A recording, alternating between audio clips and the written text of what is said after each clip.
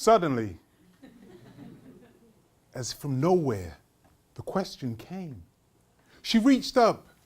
Daddy, Daddy, what's DNA? He was very confused. He looked down. He wanted to say deoxyribonucleic acid, but he didn't think that was the question the answer she was looking for. He said, DNA, darling, is the smallest part of you that contains every part of you. And no part of you doesn't have it, and all of you has it. She looked up and said, thanks, Daddy, and ran away. He didn't quite know what that question was about. And isn't it interesting that our greatest talent, our number one skill, the thing that separates us from the beasts, our ability to use language, words. We treat it so casually, some of us. Obviously, these wonderful TED speakers are nailing it today, some fantastic presentations. However, in general, we learn to speak, we get our accents, we get our mannerisms, and we roll with it.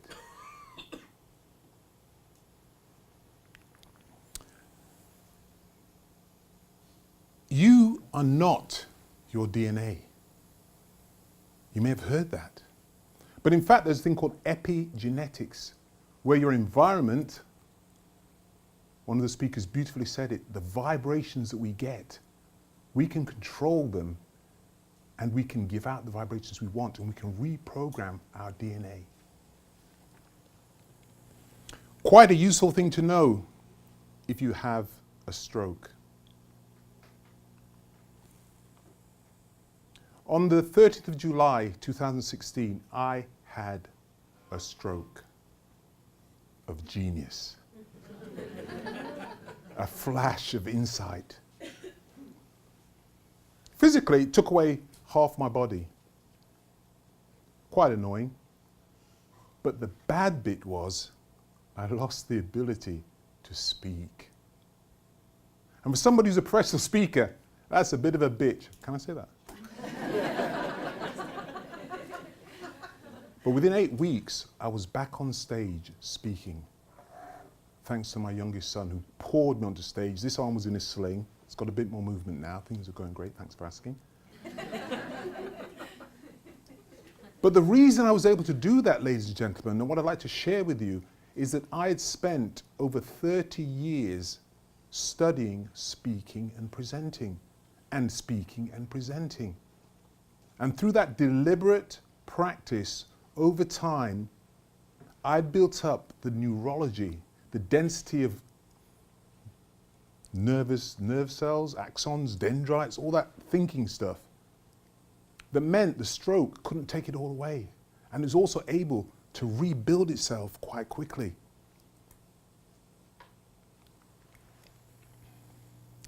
So I thought,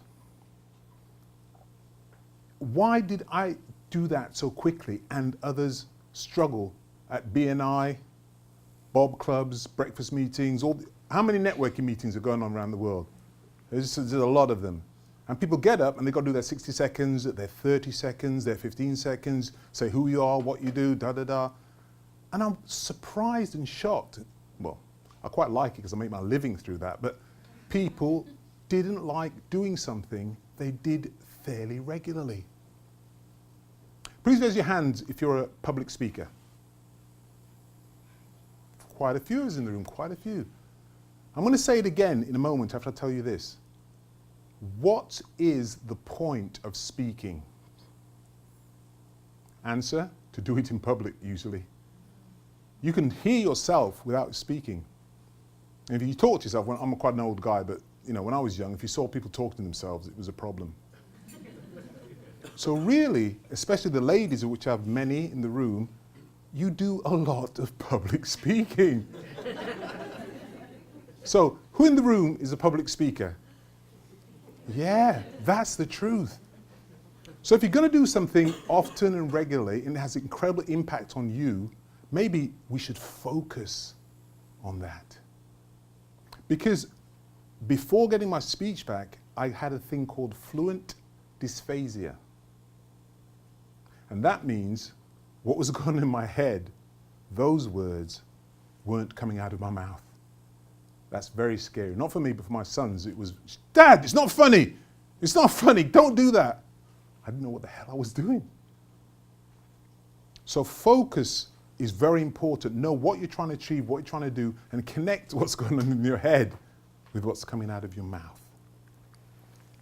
So my insight went a bit further. Because, okay, we've got to practice this in deliberate practice.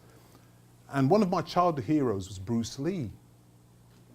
And he said, among many things that he said, I do not fear the warrior who has practiced 1,000 kicks. I fear the one who has practiced one kick 1,000 times. Does that make sense? Yeah. That's the power of deliberate practice and focus. So, okay then, there's a thing called an elevator speech. You meet Richard Branson on the ground floor of a lift. Anyone know elevator speech? Anybody's got an elevator pitch? You got your own elevator pitch? Tell me. Talk to me. Yeah. Well, it's a good thing to have. You meet Richard Branson and you say to him, you know, hello, Richard? Hello, sir? Oh. You get on the 3rd floor, you walk out, you've missed the opportunity of a lifetime. So if you have an elevator pitch in business, it's a good thing. But when everybody has an elevator pitch, good isn't good enough. You've got to have a bit more. You've got to be ready. The other thing I thought about is, okay, everyone's got elevator pitches, everybody's doing this stuff, everybody's networking, we're all entrepreneurs, we're all trying to make money, we're trying to grab market share, do all the wonderful things we've heard about, and we want to be different. And we don't choose to use the thing that makes us different, our signature. Now in the play The Crucible, written by Arthur Miller, which I studied at school, it's still popular many years later, the protagonist, John Proctor, says, leave me my name. When they try to get, well, he signs a document confessing to sins he hadn't committed, betraying his wife and family and those he loved. His world was shattered, and he actually ended up signing the document, but he wouldn't give it them. He said, leave me my name. What is a man, or woman in the modern version, without his or her name? You see, your name is your signature. When people get up to talk, Bill Jones, Mary Smith, you should stand up in your name. And when you start a speech, you start with your name. That's powerful. You should also recognize you have a unique, not a USP, a UBP, a unique buying proposition. Because nobody else can do what you do. Nobody. Nobody else can be you. Nobody.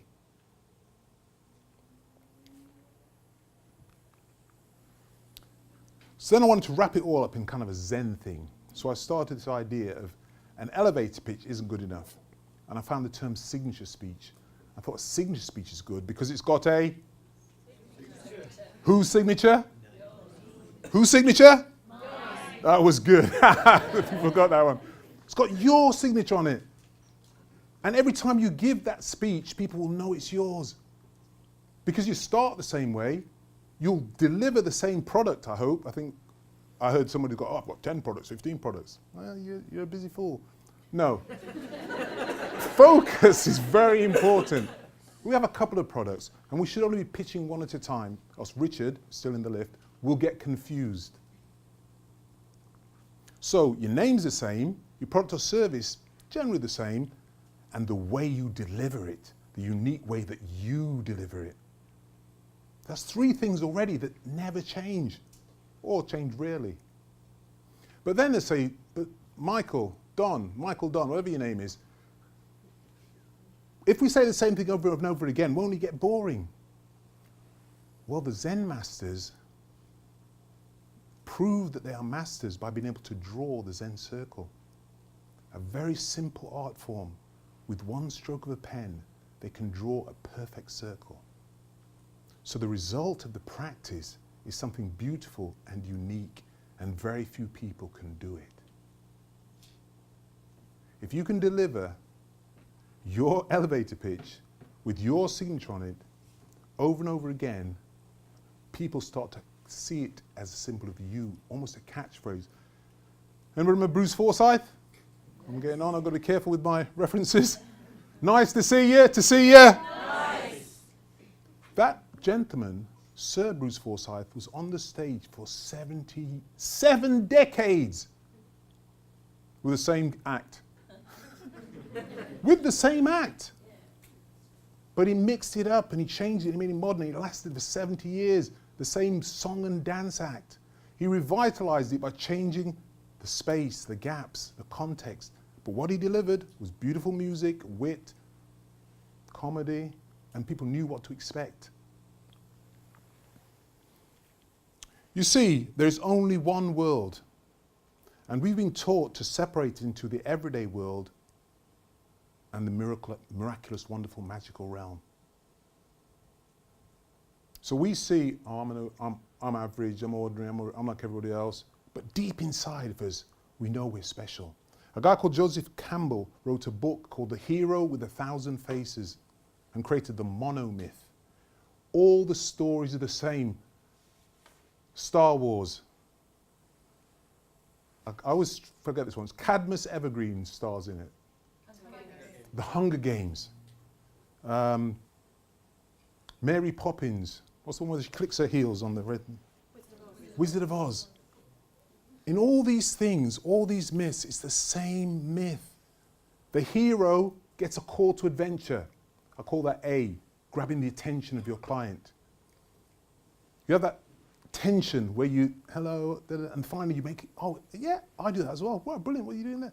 And you suddenly cross the threshold and you're now connected. You enter the magical world where what you do can change your customer, your client, your friend, your lover. It can change their world from everyday drab into magical.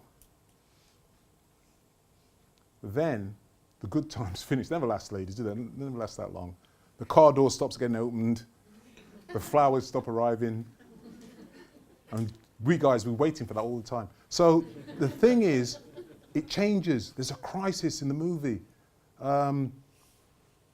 Dorothy realizes she can't get home. She's had some lovely adventures, but she's helped everybody. She's met the wizard, but she can't get home. All she wants is to go home. And then the white witch comes along and says, you've always had the ability to go home, Dorothy. How does Dorothy get home? I've only been able to do that recently. She clicks her heels together and she goes back to Kansas, back to the everyday world, but it's not the same because the adventures told her that she can have courage, wisdom. That's two. What was the third one? What's on? Bravery. Bravery is a good one. But she goes back to the ordinary world. She hasn't changed. She recognizes the gifts that she has inside. That's what you can do in the business world for your clients and your customers in 60 seconds or less. A, you grab their attention. B, you tell them your stories. C, you ask them for something. Say, could you do this for me?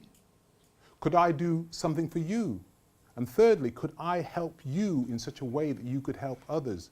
Paul's fantastic speech on purpose talked about that, how his whole purpose is to connect other people with their purpose. 60 seconds or less. If I was giving you my elevator pitch with the help of a friend of mine called Sam Warner, it would go something like this. Hi, my name is Michael Donovan Smith, Richard, because I'm back in the lift, and I work with inspirational speakers and remarkable leaders to coach them in crafting the message of their purpose with confidence, charisma, and connection. And if I can help you with your virgin galactic staff problems. I'd really like to do that, Richard. Thanks. Bing! I'll see you soon. Oh, Don, can I have your card? Okay, there you go, mate. So that's 60 seconds or less. And you only get there by practicing it, but you know 3 things already. You know your name. Yeah? you know what you do. It's a little bit dodgy there, wasn't it? You know what you do, and try to go to the networking meeting, try to go to the event, try to go everywhere with the willingness to ask for what you deserve. To ask for help yourself, help others to help others. Then what you'll have, ladies and gentlemen, if you practice it, if you focus, if you're prepared to take the risk of doing the same thing over and over again, so you become a Zen master at telling people what you do, why you do it, how you do it, and how it would help their lives be better. And you will have the DNA of every speech you will ever have to give. My name is Michael Don Smith. Thank you so much for the opportunity.